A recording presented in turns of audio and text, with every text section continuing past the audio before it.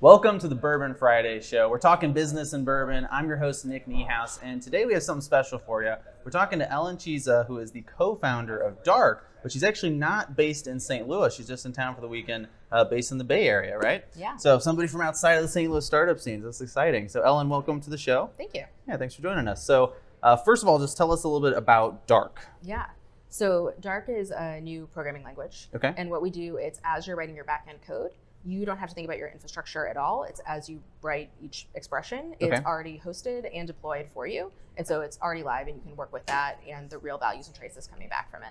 Interesting. Okay, so I know nothing about this, all right? So I'm gonna break it down a little bit for other people that also don't understand it, right? So what was this like initially? Obviously, so you guys, I've asked other people about it, and they're kind of minds blown by this, so they're very excited. So what's the problem that you're addressing here? Yeah, okay. So right now, if you say, like, this happens to me all the time, but like you're like, you want to make something simple. So I'm pretty introverted, and for a while I want to just have a thing that like tracked how many days I'd been out in a row so I could like take time off and be at home. Okay. And so I just wanted to set up a simple app that's basically like, am I feeling better or worse than the day before? Have it send me a text every day and then update it. And when I sat down to do that, it was kind of like, okay, I'm going to go to my terminal, which is like pretty an opaque thing to begin with if you're not a developer especially. And then I'm going to install a web framework like Rails, get up and going. Okay. And then I'm going to start writing, and then I'm going to have to actually write my logic, and then I'm going to have to think about my persistent data storage, and then I have to think about how I'm going to get that deployed and where it's going to run, and like how do I point my DNS to the right place, and like a whole bunch of stuff. Sure. And so for me, even trained as an engineer in undergrad, like 3 months later, I finally had this thing working, and it was kind of like duct taped and cobbled together. Wow. Okay. So why does it work that way currently? I mean, is it just because things have evolved and it's never been kind of simplified, or? Kind of both. So I think a lot of it is a philosophical thing, where the first tenet of the Unix philosophy from the 1970s was when you're building a new software engineering tool, you should make it only do one thing and do that one thing well. And so we've kind of continued doing that as programmers, being like, I'm going to build myself a tool to solve this one problem. Okay. And I think the other piece of it is if you're in this environment, you've gotten started, you already know a bunch of the tools, and so you're like, oh, I'm just adding one more thing, and it doesn't feel overwhelming, which is very different than when you're starting a new project from scratch. Gotcha. Okay, so you want to like really simplify that process, obviously. Yeah, and the other part about it is just like most of the time you spend chaining those things together isn't time that you spend on your end application. It's kind of building the same infrastructure that every single company has built. Gotcha. Okay, so it's like you're doing setup that should have been automated in a certain sense, it sounds like. Yeah, exactly. You're not doing the fun part. You're doing the like, okay, I have to do this stuff to get going. Gotcha. Okay. So what are we talking in terms of, time that people are currently investing in this part of the process? Yeah, it's really, so Stripe released a developer coefficient report last year, and they were saying that engineers were spending nearly half of their time either on technical debt or bad code or kind of something in this area, things that aren't productive. Gotcha. And when you think about the amount of money people and companies are paying software engineers to do work, like losing half of it, that's rough. It's a lot of money. Yeah. And even things that we don't put in that bucket today kind of still could be considered what's basically accidental complexity or work we're doing because of how computers are, not work we're doing because of the business problem we're trying to solve. Gotcha. And how much of that are you expecting to be able to cut out? Yeah, so the difference is, it obviously depends on what tool you pick, but right now when I pick up a new technology, just getting to the point where I have in my environment running and I can get to a hello world, which is the first thing you write in most new programming languages, depending on how focused you are and how familiar you are with the space, it could take you like anywhere between half an hour and 2 hours. Okay. In Dark, you can be up and at that point in 10 seconds. Holy cow. Okay. Yeah. So any new project, you're cutting out almost 2 hours every time. Wow. Okay. So where do you start with something like this? All right. So obviously you're aware of the problem. I mean, how do you even get your head around, years of kind of, all this stuff is kind of built up over time. How do you even approach that? Yeah. So I'm lucky in that my co-founder, Paul Bigger, has his PhD in compilers from TCD, Trinity College Dublin. Okay. And then he also started Circle CI. And so he'd been working in basically the continuous integration and delivery space for a long time. Sure. And he started going, okay, like making better CI tools isn't going to fix this. How can I like get rid of this space altogether?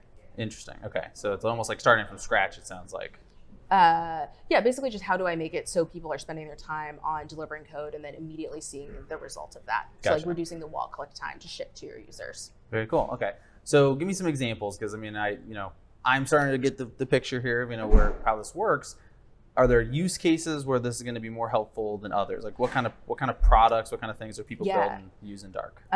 So I guess like a really good example is this morning we realized we hadn't made a playlist for the party we're having tonight yet. Okay. And our designer on the team was like, oh, no problem. I'll just use Dark. I'll talk to the Spotify API and I'll make a really fast website where anyone who's at the party can have a text box, search for a song, it finds it on Spotify, they can click add, and then it submits it into a queue. Wow. Okay. And so then it's just making a playlist dynamically. And so like that's the sort of thing where like it's our launch day. I wouldn't normally want us to spend the time out to do that, but when it's something she can throw together so quickly, it becomes worth it. Sure. Well, it sounds like that almost opens up like possibilities to try things you wouldn't even considered before, right? I mean, because you just hearing that, I'm like, how could you possibly do that in that short amount of time, right? That's pretty incredible. Or like I have a friend who built an Alexa skill that is just for his bus route in New York. So really? he can be like, when is the bus coming? Oh, interesting. Like that's super fast. Or we had someone. So this is like kind of the second or third time you mentioned stuff that feels like almost code that's personalized to a person, which is kind of, I mean, is that kind of where you think some of this is going, where it's almost like, personalized applications maybe, or? So I'm really excited about people being able to build their own tools rather than having to like push something in that's not quite the right fit. Interesting. So I talk about that a lot, but we also have people who are running entire companies on top of Dark. So we have one person, Chase, he's a solo entrepreneur. One of his parents worked for the airline industry, and when he stopped being able to fly for free, he built his own like flight deal scrapers to get good deals, and then he built an entire SaaS product around that, where now people can subscribe to his system, and the back end for that is all built in Dark. Wow. So it sounds like just using Dark is a huge advantage because you're moving that much quicker, right? Yeah. And especially if you're working alone, you're a solo engineer, you don't want to spend your time worrying about like your operational concerns. You want to be acquiring customers, writing business content. Stuff. Yeah, absolutely. Okay, very cool. Well, so tell me about the team, because one thing I think is interesting is you guys have been working on this for a few, like 2+ years now, right? But you're just now kind of going public, right? The launch is this week, right? Yep. So tell me about who's on the team and kind of what you've been doing. Yeah. It's actually really interesting. So building a programming language, you can guess that we're very engineering heavy. So our team right now is all engineers, but we're going to be growing a lot soon and hiring a bunch of non-engineering roles too. So I already mentioned my co-founder, Paul. Ian Smith, who works with us, is actually also on the board of Project Alloy, which sponsors the Strange Loop conference. And what they do is they provide grants for underrepresented people in technology to go to professional conferences. Cool. But when he's not helping, when he's not working at Dark, he's helping with that. Gotcha. And then we have Alice, who I mentioned built this application earlier today. He's kind of a hybrid of a designer and an engineer. Okay. And so I guess our total team now is 9 of us. Wow, very cool. Yeah. So obviously you're going public. When is the official launch? Official launch is Monday. This is like the sneak Strange Loop preview. Yeah, because we're here in St. Louis, you're at the conference and everything, and I think you have an event going on this evening, right? Yeah. Okay, very cool. Are people invited to the event? I don't want to promote it too much if you already have a guest list. We have a guest list, but as long as we don't fill to capacity, then it's fine. It's not like we have that many viewers, so I don't think we're not necessarily risking overloading you or anything. Yeah. So very cool. So what have you thought of St. Louis so far? Kind of curious to get your opinion there. It's funny. My husband actually brought me here for my 30th birthday a couple years ago. We at the time I just moved to San Francisco for the company, and he was still in Boston. So he was like, "Why don't we meet in the middle? Go to St. Louis." Sense. Yeah. But it's really nice. Like the City Museum, obviously. Yeah. Super cool. I haven't seen anything like that anywhere else. No, very unique. Yeah. I really like the restaurant Vicia. I might be saying it wrong. Vicia? Yeah, yeah, close enough. As far as I know. The ones who came back here and started a restaurant, which is really great. Yeah. The conference obviously has been super friendly and welcoming. The hotel is beautiful. Yeah. Everyone here's been super nice. Good. Well, we always like good St. Louis plugs, right? Yeah, very cool. Well, so as you've been doing this, this is the kind of business very different than what I do, so I'm very curious about it. As you're building something over this much time, right? Because 2.5+ years is a good chunk of time to work on something. What were you doing to make sure you were getting it right? Did you have people that were using it and testing it in that process? What do you do there? Yeah, so at the very beginning, we've done a bunch of different stuff. We constrained the language a lot at the beginning, and so we made languages that could only decode Caesar ciphers, which basically means like you would take a string that would look like random characters, and you would shift every letter forwards 4, and it would make a phrase. Oh, okay. And so then we'd have people try to do that with the language and give us feedback just on that, which is a lot simpler than building like a full Turing complete system that can solve any problem. Interesting. And then once we did that, we started saying like, okay, what if you had some conditionals, and started doing, there's this website, Project Euler, that has a bunch of like fun puzzles to try to work out, and started trying to solve those problems. And then once we felt confident about our direction and our structured editor and what we were working on, we started building full products like blogs and things that were hosted. Okay. And then we actually hired our first customer. Oh, really? And so what we did was we posted on Hacker News and said, we'll give you a stipend if you'll build your company on top of our product. We'll spend all our time keeping up the infrastructure for you, fixing bugs as you hit them. Interesting. Yeah. It's a pretty good deal. Did you get a lot of people interested in that? Or? Yeah, we got a ton of people interested in that. We found someone who was pretty much perfect for it. Really? It was super helpful. Very interesting. Yeah, I don't know if I've heard of that before. Is that a common approach? No. People think it's really weird when you pay your customer, but with like the core technology of your business is such a big thing that you want to make sure people are taking it seriously and getting it right. And so we wanted to make sure that we could do it early enough, which is why we were willing to pay him, and then also that it was a fair exchange for him. Interesting. Yeah, because I mean, I know a lot of businesses obviously will give things away for free to get people on board, but that makes a lot of sense, right? Because they're that much more bought in, and you can probably ask a lot more of somebody that you're actually paying money to, right? Very cool. Okay, well, we got a few minutes left. What I want to do at this point is I want to invite Eric on, but a little bit early because I actually think Eric's going to have better questions than I do, or at least understand this a little bit more than I do. But let's start with the bourbon, obviously. Sure. So what are we drinking today? So we are drinking Journeyman Featherbone Bourbon. Okay. And the reason I brought this is I knew you were from Michigan. This is also from Michigan. And the interesting story behind this is Featherbone is actually named after this invention that this entrepreneur came up with. It's called, his name's E.K. Warren. And it is, in the 1800s, they were using whalebone to provide structure for clothing, specifically corsets. But he was owned a dry goods store. So he was going back and forth to Chicago, and he found out that they couldn't use turkey feathers, like turkey wing feathers, inside of feather dusters. And so he figured out that he could use that as a structural component, and they were just as strong, much cheaper than whalebone, and actually flexible. Oh, wow. So this guy became like super wealthy. Three Oaks, Michigan is where that, and they're actually in the old warehouse and factory.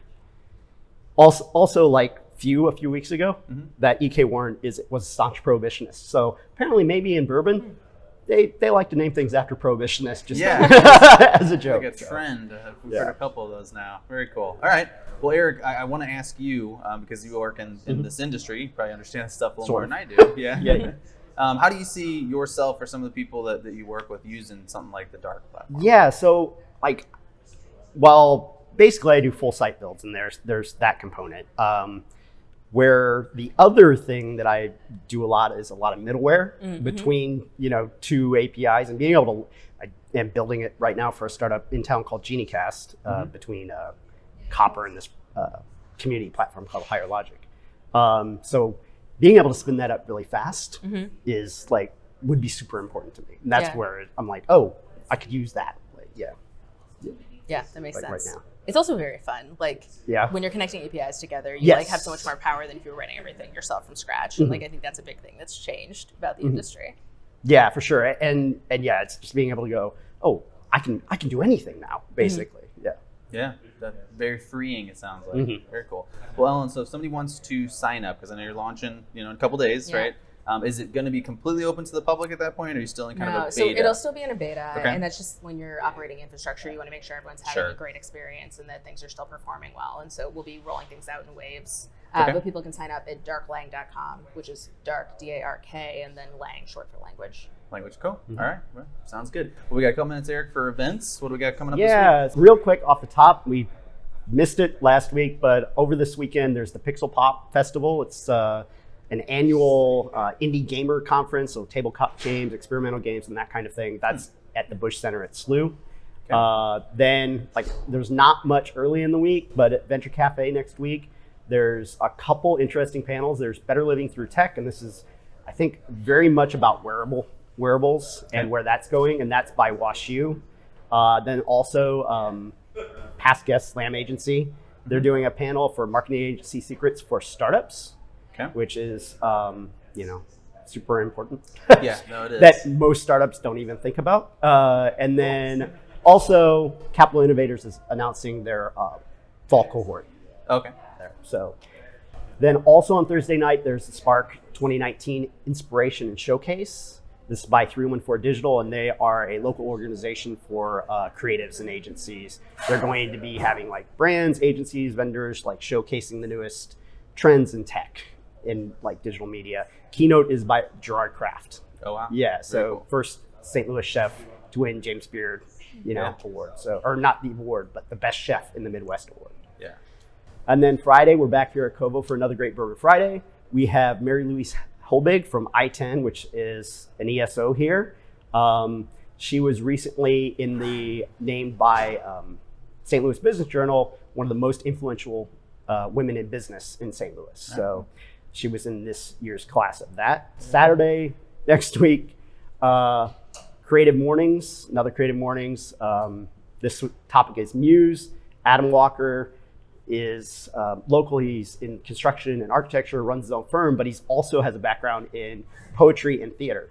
So they're going to, they basically just pick one topic and it's across the world, and they have these discussions, or this guy gives a presentation on that one topic. Interesting. Okay. And then Sunday, past guest Michael Powers. Yeah, one of those, he does Pride. All kinds of events, right? He does, and this is the STL Square Off Pizza Festival is next Sunday. So if you haven't tried St. Louis pizza, it's an acquired taste. We should ask, have you tried St. Louis style pizza? What is it? Okay, it's basically pizza on a cracker is probably the easiest to explain unleavened with a cheese called Provel. It's like very kind of creamy processed cheese. Like American plus provolone or something is how. I'm a little skeptical. Yeah, you should be. You're gonna eat, I'm not. I'm opinion probably. Yeah, I'm not from St. Louis, and it took me a while to get used to it. Yeah, I like it, but to each their own, I guess, right? Mm-hmm. Cool. Well, Eric, thank you as always for the events and the bourbon. Ellen, thank you so much for joining us. I really appreciate it. I mean, I know it's a crazy busy weekend for you, so thanks for having appreciate the time. And for those of you tuning in, we do want to thank you for watching the Bourbon Friday show. We are here at Kovo, so we want to thank Kovo for hosting us in our event every single week. We'd like to thank EQ for streaming us, and then I would like to thank Ian Brown, who is running entirely solo this evening, doing the production for us behind the camera. So thank you to Ian. If you're tuning in, please join us again next Friday at 4:30 for the Bourbon Friday show, and we'll talk to you then. Thanks. Hey, thanks for watching. We truly hope you enjoyed it. Please like and share this episode, and if you haven't yet, hit that subscribe button. It really helps us out. To stay up to date, follow us on social. We are at Bourbon Fridays on Facebook, Twitter, Instagram, LinkedIn, and TikTok. See you next time.